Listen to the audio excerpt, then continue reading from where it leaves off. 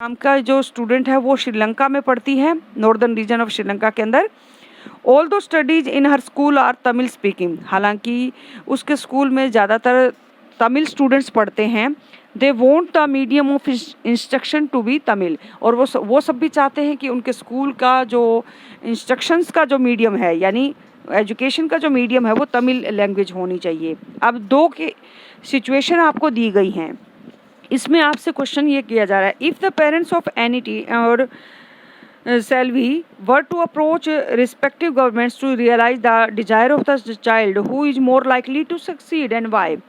Annuity और सेल्वी दोनों के पेरेंट्स अगर अपनी अपनी सरकार को अपनी बच्चों की इच्छाओं को जाहिर करते हैं या फिर एप्लीकेशन वहाँ पर सेंड करते हैं कि इस स्कूल में मीडियम ये होना चाहिए, मतलब फ्रेंच होना चाहिए बेल्जियम में उस स्कूल के अंदर, और तमिल लैंग्वेज को एज ए मीडियम अडोप्ट किया जाना चाहिए श्रीलंका के नॉर्दर्न पार्ट वाले इस स्कूल में, देन आपको क्या लगता है कि किसकी बात कौन सफल हो पाएगा, यानी किसकी बात सुनी जाएगी और क्यों?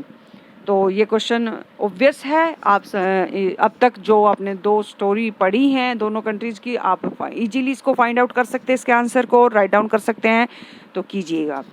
नेक्स्ट जो बेटा है, एक स्टोरी दी गई है नेक्स्ट पेज पर।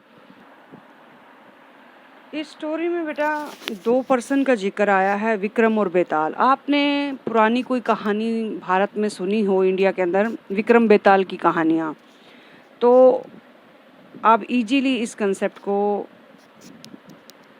समझ सकते हैं, जैसा कि स्टोरी के थ्रू बताने की कोशिश की गई है। As usual Vikram was driving the motorbike under a vow of silence and Betal was the pillion rider.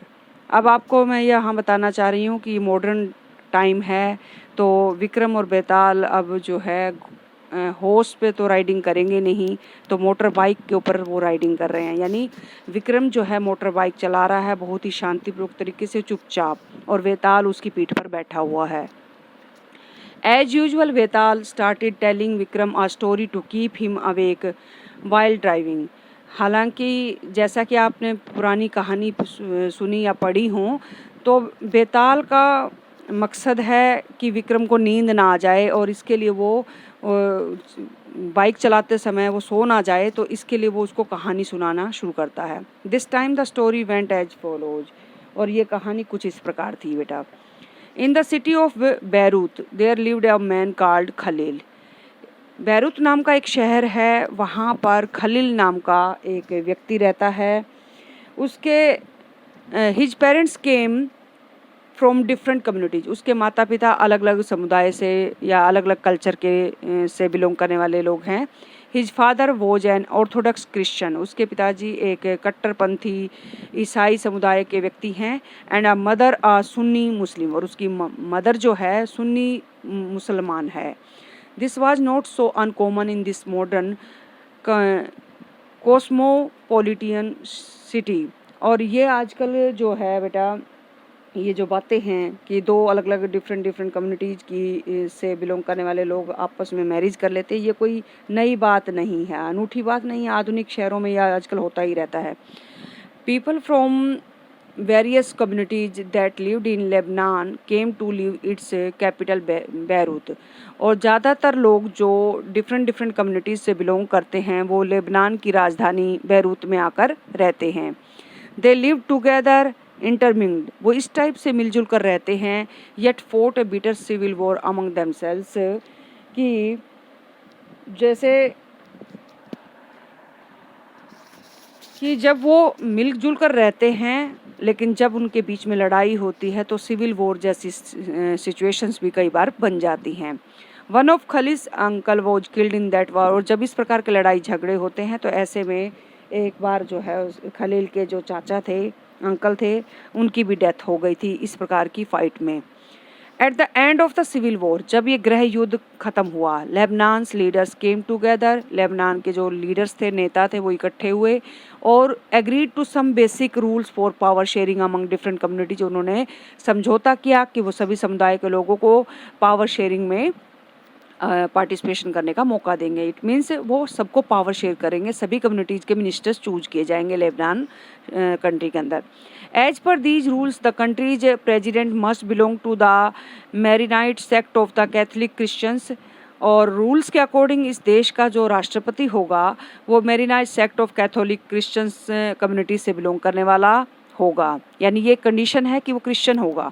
The prime minister must be from the Sunni Muslim community, और इसका जो प्रधानमंत्री चुना जाएगा वो सुन्नी मुस्लिम कम्युनिटी से चुना जाएगा। The post of deputy prime minister is fix for the Orthodox Christian sect, और जो डिप्टी प्राइम मिनिस्टर की जो पोस्ट है वो कट्टरपंथी ईसाई समुदाय से ली जाएगी, यानी उसका प्रतिनिधि यहाँ पर चुना जाएगा as a deputy prime minister. And that of the speaker of Shias Muslim, और जो स्पीकर होगा वो शिया मुस्लिम समुदाय से बिलोंग करने वाला होगा। यानी सेट कर दिया गया एक क्राइटेरिया कि किस पोस्ट पर किस कम्युनिटी से पर्सन को चूज किया जाएगा। अंडर दिस पैक्ट, इस समझौते के अनुसार, the unification of the Christians agreed not to seek French protection and the Muslim agreed not to seek unification with the neighboring state of Syria. ईसाई समुदाय के लोगों ने ये स्वीकार नहीं किया था फ्रेंच प्रोटेक्शन को, यानी वो फ्रांसीसी प्रभाव को स्वीकार नहीं करते थे, और मुस्लिम जो है दूसरे सीरिया कंट्री के जो कि नेबरिंग स्टेट है, नेबरिंग कंट्री है, उसके साथ यूनिफिकेशन को उन्होंने एक्सेप्ट नहीं किया। अगर इनके बीच में प्रॉब्लम बढ़ जाती तो ऐसे में इस कंट्री का जो है डिसइंटीग्रेशन होता और ये दूसरे देशों के साथ मिल जाते कुछ समुदाय के लोग, जिससे कि यूनिटी तो ब्रेक होती ही, साथ में जो डेवलपमेंट है या फिर जो यहाँ पर पीसफुल इन्वायरमेंट है वो नहीं बन पाता। When the Christians and Muslims came to this agreement, और लेकिन जब ये क्रिश्चियन और मुस्लिम दोनों ने मिलकर एग्रीमेंट कर लिया, they were nearly equal in population, क्योंकि वो लगभग बराबर जनसंख्या वाले लोग थे। इट मीन्स उनकी पॉपुलेशन सेम थी। Both sides have continued to be respect their agreement through now the Muslims are in clear majority. दोनों साइड से जो है इस एग्रीमेंट को रिस्पेक्ट मिली, इट मीन्स उन दोनों ने ही इस एग्रीमेंट को एक्सेप्ट कर लिया। तो अब मुस्लिम्स जो हैं क्लियर मेजोरिटी में आ गए, और इसकी वजह से खलील जो है उसकी लाइफ में क्या प्रॉब्लम क्रिएट हुई या किस प्रकार से उसको सिचुएशंस को फेस करना पड़ा, वो हम नेक्स्ट पैराग्राफ में पढ़ने जा रहे हैं। क्योंकि स्टार्टिंग में जब हम देखते हैं कि पॉपुलेशन इक्वल थी तो इन दोनों ने ये जो एग्रीमेंट साइन किया तो कोई प्रॉब्लम नहीं आई, लेकिन बाद में मुस्लिम का जो पॉपुलेशन है वो बढ़ गई, लेकिन फिर भी उसकी क्लियर मेजॉरिटी को क्रिश्चियंस ने एक्सेप्ट कर लिया क्योंकि एक एग्रीमेंट उनके बीच में साइन हो चुका था। खलील की क्या प्रॉब्लम थी, अब हम यहाँ पे पढ़ने जा रहे हैं। Khalil does not like this system one bit, Khalil को ये जो सिस्टम था बिल्कुल पसंद नहीं आया। He is a popular man with political ambitions, वो एक बहुत ही प्रसिद्ध व्यक्ति है जिसकी राजनीतिक इच्छाएं हैं, मीन्स वो पॉलिटिक्स में अपना करियर बनाना चाहता है। But under the present system the top position is out of his reach, लेकिन जो प्रेजेंट सिस्टम उन्होंने अडोप्ट कर रखा है उस देश में, उसमें टॉप पोजीशन पर वो नहीं आ सकता क्योंकि उसकी कम्युनिटी को वो उस पर इलेक्ट होने की परमिशन नहीं है। He does not practice either his father's or his mother's religion, क्योंकि ना तो वो अपने पिता का और ना ही अपनी माता के धर्म को फॉलो करता है। Does not wish to be known by either, वो किसी एक के नाम से या एक के धर्म से नहीं जाना मतलब अपनी एक इमेज नहीं बनाना चाहता, उनके साथ अपने आप को रिलेट नहीं कर पाता है।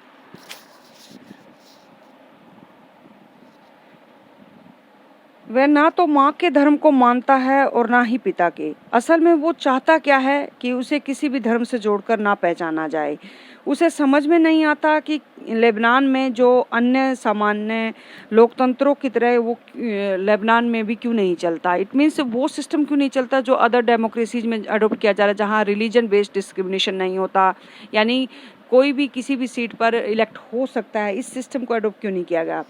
उसका ये कहना भी है, वो ये भी मानता है कि सिर्फ चुनाव कराइए, यानी इलेक्शन होने चाहिए, हर किसी को चुनाव लड़ने की आज़ादी भी मिलनी चाहिए, जिससे कि जिसको सबसे ज़्यादा वोट मिले वो राष्ट्रपति बन जाए या प्रेसिडेंट चूज हो जाए, भले ही वह किसी भी कम्युनिटी से इलेक्शन लड़ रहा हो। लेकिन उसके लिए जिन बड़े बुजुर्गों ने गृह युद्ध देखा है, उनका कहना है कि मौजूदा व्यवस्था ही शांति के लिए सबसे अच्छी गारंटी है।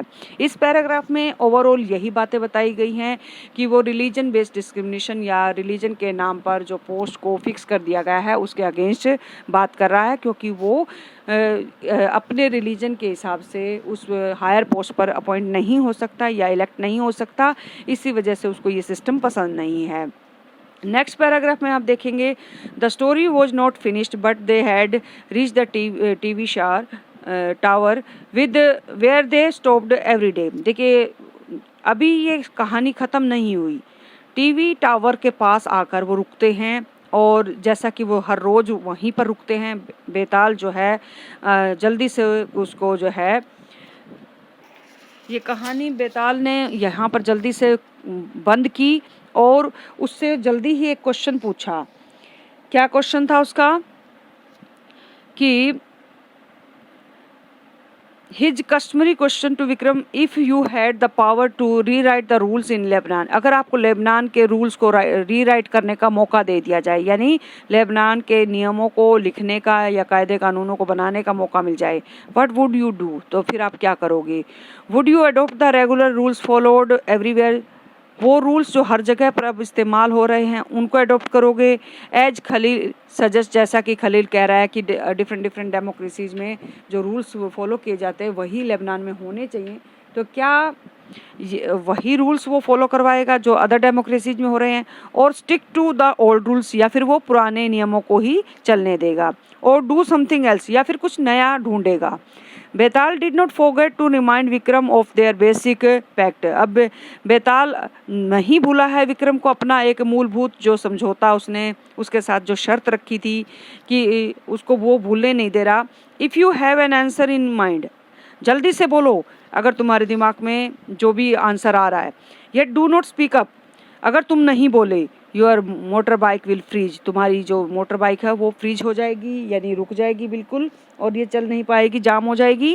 एंड सो विल यू, और तुम भी आगे नहीं बढ़ पाओगे। यानी जैसा कि आपने पुरानी कहानियों में पढ़ा है कि विक्रम और बेताल जब लास्ट में कहानी ख़त्म होती है तो बेताल कहता है जल्दी से आंसर दो, नहीं तो तुम्हारे सिर के टुकड़े टुकड़े हो जाएंगे। तो यहाँ पर ये मॉडर्न एक स्टोरी है, तो इसके थ्रू ये बताने की कोशिश की गई है कि बेताल कह रहा है कि लेबनान के रूल्स को अगर आपको रीराइट करने का मौका मिल जाए तो आप क्या करोगे। क्या आप मॉडर्न डेमोक्रेसीज, जो अदर मॉडर्न डेमोक्रेसीज में रूल्स फॉलो किए जा रहे हैं उनको यहाँ पर फॉलो करवाओगे, या फिर पुराने रूल रेगुलेशंस को ही फॉलो करने दोगे, या फिर कोई नया अरेंजमेंट ढूंढोगे।